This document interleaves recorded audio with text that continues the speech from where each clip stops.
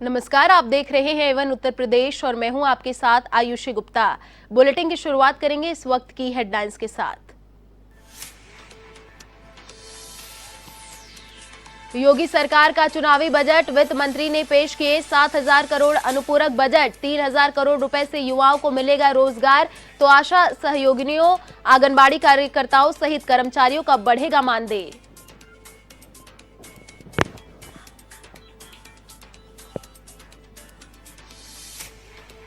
विधानसभा के मानसून सत्र का कांग्रेस ने किया विरोध। किसानों और बेरोजगारी के मुद्दे को लेकर कांग्रेस आक्रामक।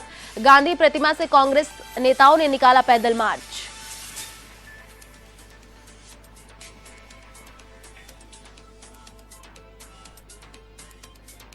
बसपा सुप्रीमो मायावती ने भी बजट को बताया निराशाजनक। कहा, बजट से प्रदेश की गरीब मेहनतकश जनता का नहीं होगा भला। बजट घोषणाओं को बताया कागजी।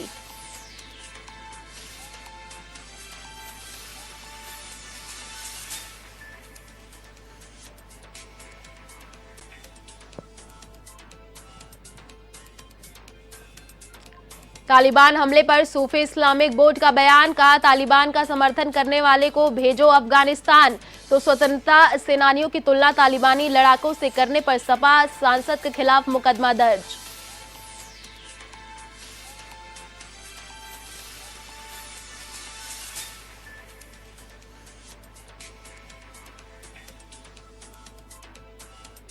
योगी सरकार का बड़ा फैसला, देवबंद में भी खुलेगा एटीएस का कमांडो सेंटर।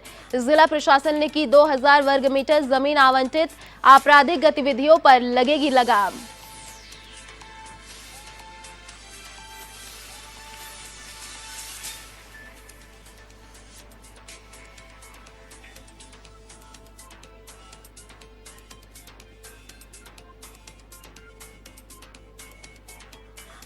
और अब खबरें विस्तार से। यूपी की योगी सरकार ने मानसून सत्र के दूसरे दिन विधानसभा में अनुपूरक बजट पेश कर दिया। प्रदेश के वित्त मंत्री सुरेश खन्ना ने अनुपूरक बजट पेश किया। अनुपूरक बजट पेश करने से पहले विपक्षी दलों का हंगामा देखने को भी मिला। विपक्षी दलों ने महंगाई, बेरोजगारी जैसे मुद्दे पर प्रदर्शन किया। वहीं सपा नेता राम गोविंद चौधरी ने कहा कि प्रदेश में बेरोजगारी रिकॉर्ड स्तर पर है। आपको बता दें कि योगी सरकार ने सदन में 7,301 करोड़ से ज्यादा का अनुपूरक बजट पेश किया है। कुल बजट का 1.33% का अनुपूरक बजट पेश किया गया। वित्त मंत्री सुरेश खन्ना ने कहा कि इस अनुपूरक बजट से सरकार के विकास की योजनाओं को आगे बढ़ाया जाएगा। आपको बता दें कि 19 अगस्त को अनुपूरक बजट पर चर्चा के बाद उसे पारित कराया जाएगा। विधानसभा का मानसून सत्र 24 अगस्त तक चलेगा।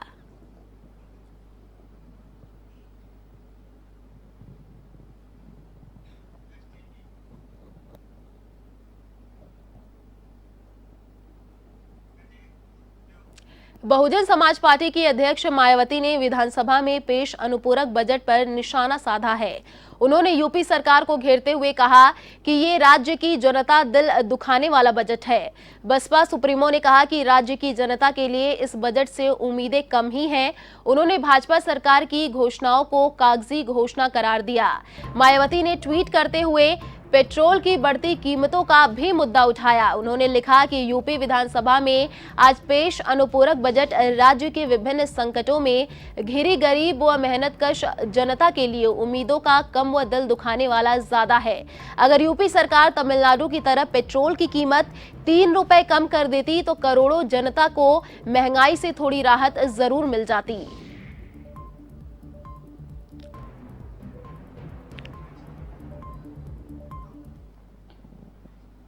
उत्तर प्रदेश विधानसभा के मानसून सत्र के दौरान किसानों और बेरोजगारी के मुद्दे को लेकर कांग्रेस पार्टी के विधायकों के साथ प्रदेश अध्यक्ष अजय कुमार लल्लू और कांग्रेस विधानमंडल दल के नेता आराधना मिश्रा ने प्रदर्शन किया। राजधानी लखनऊ के हजरतगंज में स्थित गांधी प्रतिमा से कांग्रेस नेताओं ने पैदल मार्च निकाला। इस दौरान कांग्रेस विधान परिषद दल के नेता दीपक सिंह के साथ अन्य विधायक गांधी प्रतिमा से विधानसभा तक पैदल पहुंचे। सभी ने अपने शरीर पर तख्ती टांग रखी थी। साथ ही किसानों और बेरोजगारी को लेकर सरकार के खिलाफ नारेबाजी भी की।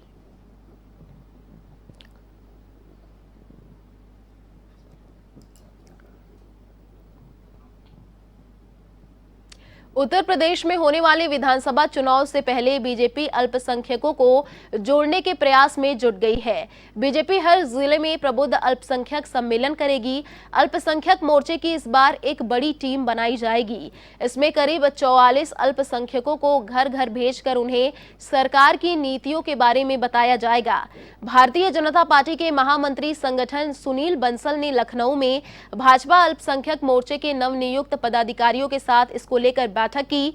सुनील बंसल ने कहा कि प्रबुद्ध अल्पसंख्यकों को पार्टी की विचारधारा से जोड़ा जा सके, इसके लिए बूथ स्तर पर अल्पसंख्यक मोर्चे के कार्यकर्ता जाएंगे और प्रचार प्रसार करेंगे। उन्होंने कहा कि मुसलमानों की शिक्षा और रोजगार भी भाजपा की प्राथमिकता पर है। जल्द ही पूरे प्रदेश के अल्पसंख्यक बहुल इलाकों में रोजगार मेला और अन्य सरकारी योजनाओं से मुसलमानों का सीधा लाभ पहुंचाने का कार्य किया जाएगा।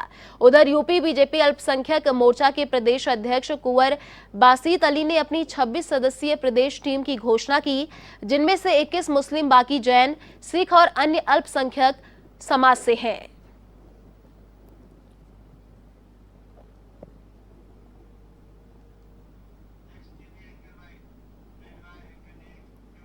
यूपी में सूफी इस्लामिक बोर्ड की तरफ से तालिबान के समर्थकों पर बड़ा बयान सामने आया है। सूफी इस्लामिक बोर्ड के राष्ट्रीय सचिव ने कहा है कि जो लोग भारत में बैठकर तालिबान के कब्जे को सही ठहरा रहे हैं और बयानबाजी कर रहे हैं, सरकार को चाहिए कि उन्हें एक हवाई जहाज में बैठाकर अफगानिस्तान छोड़ दिया जाए।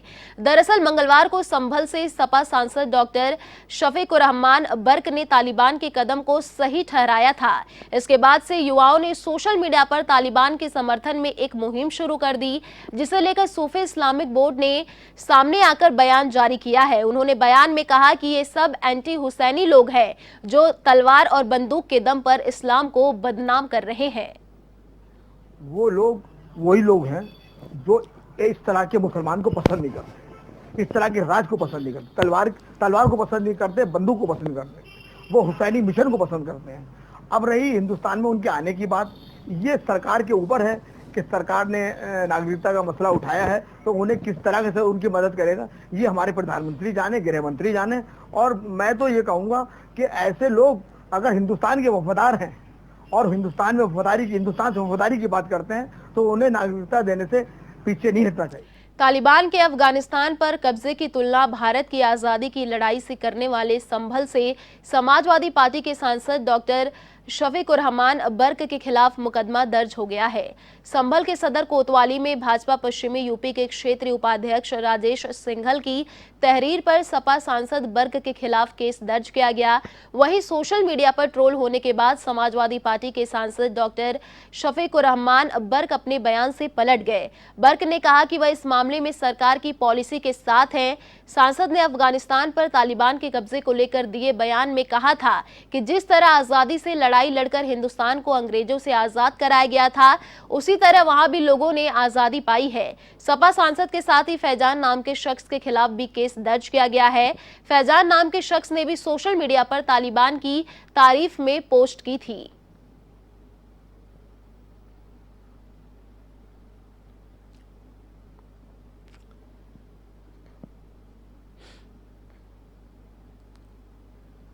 संभल सांसद डॉक्टर शफीकुर रहमान बर्क व 2 अन्य व्यक्ति फैजान चौधरी व मोहम्मद मुकीम के विरुद्ध अभियोग पंजीकृत किया गया है।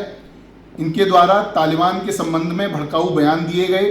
एक प्राइवेट व्यक्ति श्री राजेश सिंघल द्वारा लिखित तहरीर देकर यह बताया गया कि डॉक्टर बर्क द्वारा एक मीडिया ब्रीफिंग में तालिबान की तुलना भारत के स्वाधीनता सेनानियों के साथ की गई तथा उसकी जीत पर खुशी मनाई गई। ज्ञातव्य हो कि तालिबान भारत सरकार द्वारा घोषित एक आतंकवादी संगठन है। इस तरह के बयान देशद्रोह की श्रेणी में आते हैं। अतः उपरोक्त लिखित तहरीर के आधार पर उपरोक्त तीनों व्यक्तियों के विरुद्ध धारा 124A, 153A व 295A IPC के अंतर्गत अभियोग पंजीकृत किया जा रहा है। हमारा देश जब अंग्रेजों के कब्जे में तो सारा हिंदुस्तान आज़ादी के लिए लड़ रहा था।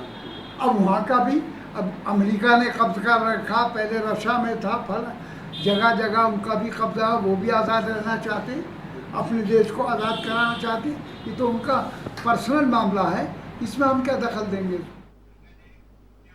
लखीमपुर खीरी के विधानसभा क्षेत्र निघासन में भाजपा विधायक पटेल शशांक वर्मा ने 194 मीटर इंटरलॉकिंग सड़क का लोकार्पण किया। इसके बाद आयोजित कार्यक्रम में लोगों को विभिन्न योजनाओं के बारे में जानकारी दी।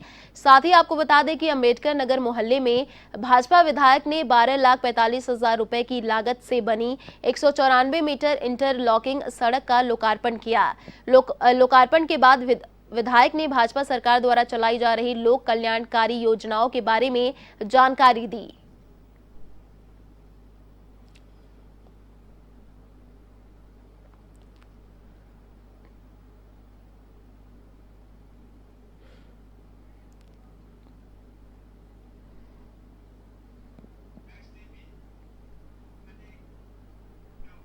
योगी सरकार सहारनपुर के देवबंद में एटीएस कमांडो सेंटर खोलने जा रही है। इसके लिए जिला प्रशासन ने 2000 वर्ग मीटर जमीन पहले ही एटीएस को अलॉट कर दी, जो देवबंद में ही चयनित की गई। बताया जा रहा है कि यहां पर एटीएस के करीब 15 तेज तर्रार अधिकारी कमांडो तैनात किए जाएंगे। मुख्यमंत्री योगी आदित्यनाथ के सूचना सलाहकार शलभ मणि त्रिपाठी ने ट्वीट करके यह जानकारी दी थी। उन्होंने ट्वीट में लिखा था कि तालिबान की बर्बरता के बीच यूपी की खबर भी सुनिए। योगी जी ने तत्काल प्रभाव से देवबंद में एटीएस कमांडो सेंटर खोलने का निर्णय लिया है। युद्ध स्तर पर काम शुरू भी हो गया है। प्रदेश भर में चुने हुए करीब 1.5 दर्जन तेज तर्रार एटीएस अफसरों की यहां तैनाती होगी। वहीं देवबंद से पहले लखनऊ और नोएडा में एटीएस का कमांडो ट्रेनिंग सेंटर खोलने की तैयारी चल रही है। वहीं बजरंग दल के प्रांत संयोजक देवबंद निवासी विकास त्यागी ने इसे सराहनीय काम बताया है।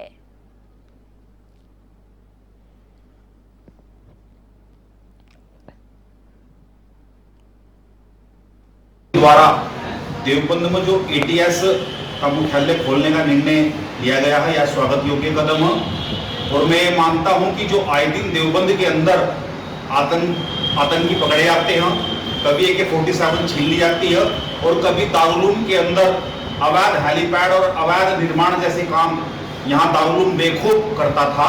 और इस प्रकार से यहाँ मुख्यालय खुलने के बाद ऐसी घटनाओं को यहाँ अंकुश लगेगा। और जो वर्तमान में विश्व के अंदर एक घटनाक्रम अफगानिस्तान के अंदर तालिबानियों का एक घट रहा है। यूपी के जौनपुर में मछली शहर थाना क्षेत्र में करंट की चपेट में आने से 3 बच्चे झुलस गए थे, जिनमें से 2 बच्चों की इलाज के दौरान मौत हो गई थी, जबकि एक बच्चे का इलाज जारी है। लेकिन इस मामले में प्रशासन का असंवेदनशील चेहरा सामने आया है। घटना के बाद कोई प्रशासनिक अधिकारी परिवार से मिलने नहीं पहुंचा। साथ ही विद्युत विभाग ने इस दर्दनाक घटना के बाद भी बिजली की लाइन को शिफ्ट करने का काम शुरू नहीं किया है। इससे आक्रोशित परिजनों ने प्रयागराज जौनपुर मार्ग जाम कर दिया था। इसके बाद मौके पर पहुंचे एसडीएम ने समझाइश के बाद मामला शांत कराया। वहीं A1 टीवी की टीम ने इस मामले को प्रमुखता से उठाया, जिसके बाद बिजली विभाग मृतक के परिजनों को 2-2 लाख रुपए की आर्थिक मदद की गई।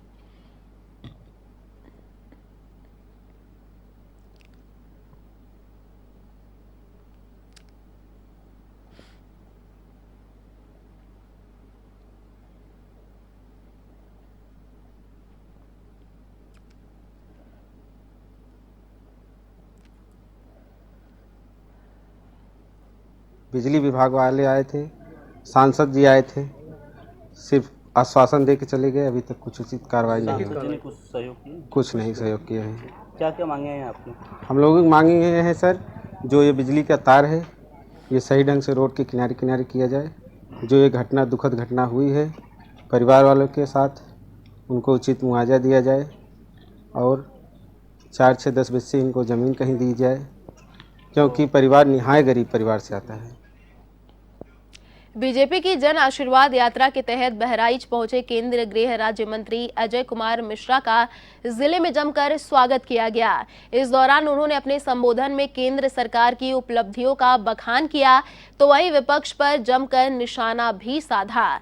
उन्होंने कहा कि केंद्र सबका साथ, सबका विकास और सबके विश्वास के सिद्धांत पर ही काम कर रहा है। मिश्रा ने कहा कि सरकार ने कई मजबूत फैसले लिए हैं। वहीं अफगानिस्तान के मुद्दे पर कहा कि हम मामले पर नजर बनाए हुए हैं। वहीं विपक्ष पर निशाना साधते हुए कहा कि विपक्ष के पास कोई मुद्दा नहीं बचा है, विपक्ष केवल खींच निकाल रहा है।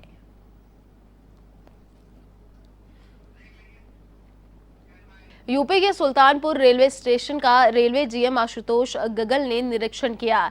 साथ ही मीडिया से बात करते हुए कहा कि कोरोना काल में लंबे समय से बंद पड़ी वरुणा एक्सप्रेस को जल्द चलाया जाएगा। साथ ही वरुणा एक्सप्रेस की स्पीड को बढ़ाया जाएगा, जिसके लिए पूरी तैयारी कर ली गई है। साथ ही कोरोना काल में लंबे समय से बंद पड़ी अन्य ट्रेनों को भी जल्द ही चलाया जाएगा।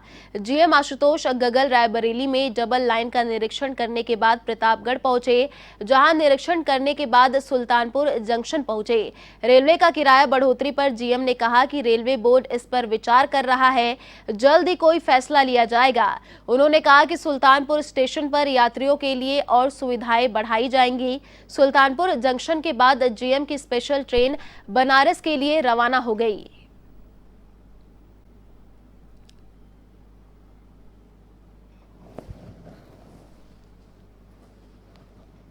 इनमें काम करना पड़ता है, काफ़ी मशीनों को मोबिलाइज करेंगे, मैन पावर मटेरियल को मोबिलाइज करेंगे। कोई नई सौगात, कोई गिफ्ट मिलने वाली है? ये सुल्तानपुर सेक्शन अच्छी तरह वेल कनेक्टेड है, बहुत अच्छा रूट है, मेन रूट है हमारी ट्रेन का। बहुत सारी ट्रेन इस सेक्शन पे चल रही हैं जिनकी स्टॉपेज है यहाँ पे, और समय समय पर जैसी आवश्यकता होती है पैसेंजर लोड को देखते हुए हम लोग सुविधाएं उसको बढ़ाते रहते हैं।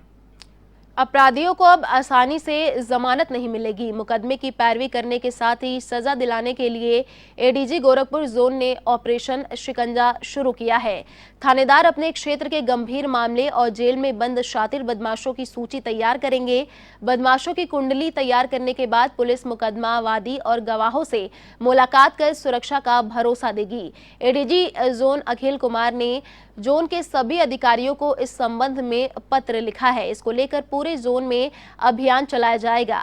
अभियोजन अधिकारी से बातचीत कर मुकदमे की समीक्षा कर मजबूत विवेचना कराएंगे। इस अभियान में लापरवाही बरतने वाले पर कार्रवाई भी की जाएगी।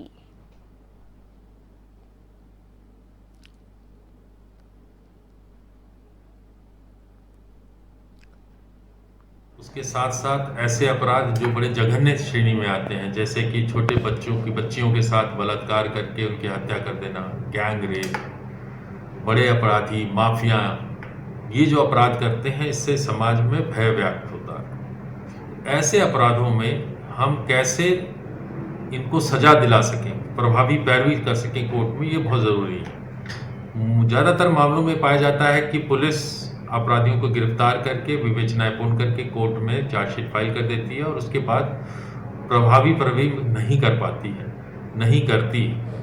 इस कारण ये अपराधी उसका लाभ उठाते हैं, गवाहों को तोड़ते हैं, समय का अभाव प्रयोग करके किसी तरह छूटने की कोशिश करते हैं।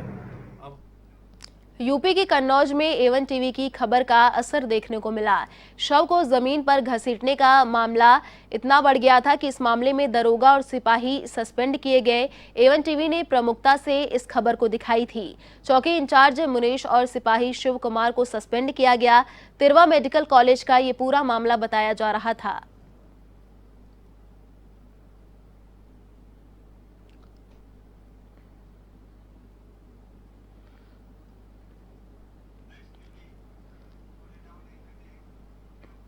यूपी के फतेहपुर से खबर आपको बता दें, जल भराव को लेकर दो पक्षों में मारपीट हुई है। एक पक्ष की तरफ से कुल्हाड़ी, ईंट, पत्थर, लाठी डंडों से हमला करने का आरोप है। दूसरे पक्ष के 4 लोग घायल भी हुए। घायलों को अस्पताल में भर्ती कराया गया। तो वहीं पीड़ित पक्ष ने एसपी से न्याय की गुहार लगाई है। हथनगाम थाना क्षेत्र के जहांगीरपुर गांव का ये पूरा मामला बताया जा रहा है।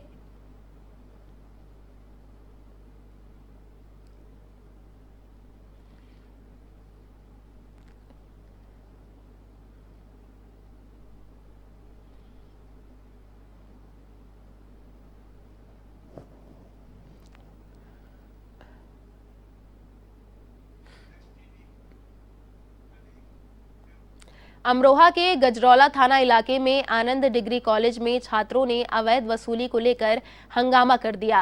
छात्रों का आरोप है कि उनसे टूर के नाम पर 2000 रुपए मांगे जा रहे हैं। साथ ही पैसे न देने पर छात्रों के साथ मारपीट की गई और गाली गलौज भी किया गया। हंगामे की सूचना पर पुलिस मौके पर पहुंची और मामला को शांत करवाया। वहीं डिग्री कॉलेज के चेयरमैन ने कहा कि छात्रों से किसी भी तरह की अवैध वसूली गलत है। इस मामले में जांच करके कार्रवाई की जाएगी।